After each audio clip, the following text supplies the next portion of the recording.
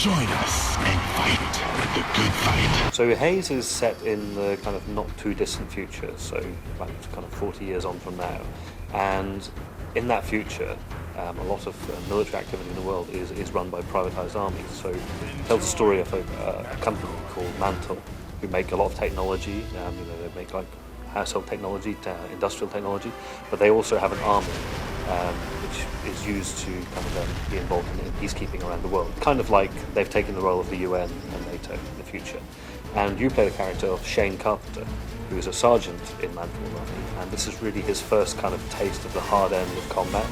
And he's fighting in a war in South America, where a rebel force have taken control of the country, and Mantle have been sent in to sort it out.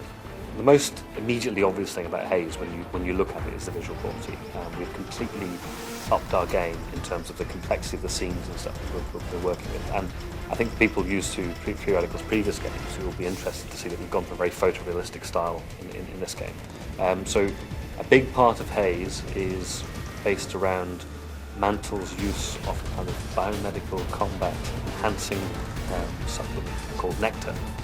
And Nectar now in the game is something which is under complete control of the player. So you take the Nectar, it gives you extra abilities, and the Nectar also is an important part of the backstory of the play. So the whole intrigue about what Mantle is about and how it deals with its soldiers, this develops as you go through the game.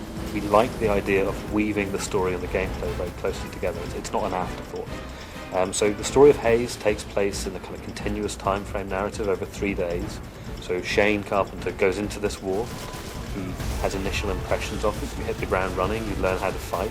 But over those 3 days, things change considerably for him. And there's an arc of narrative which takes him to some quite interesting places and will confront the player with a very different, more modern look at war than what's normal in video games, really.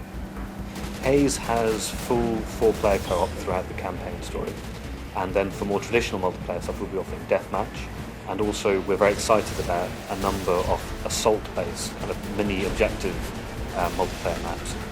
With Haze, what we really want to do is to not just be pushing the bar with gameplay and presentation. We want to make people think.